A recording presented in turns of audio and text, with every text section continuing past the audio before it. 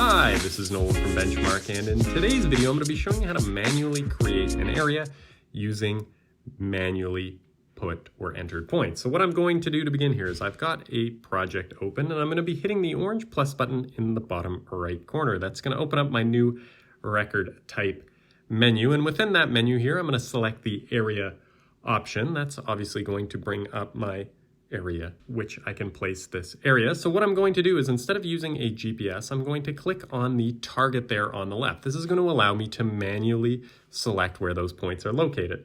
So what I'm going to do is I'm going to drag to the four corners of this field. That's going to allow me to get the field here, the football field where our Stampeders play. Now, some of you Americans might be seeing the number here and saying, well, that ain't quite right. That's because we play on a real football field here in Canada and we don't play with the smaller one you Americans play with, which is a bit ironic considering that is what you all are known for. But anyway, that is besides the point. But once I have this area fully mapped out here, what I'm going to do is I'm going to click on the finish icon in the bottom right corner. That's going to allow me to save this area to my database.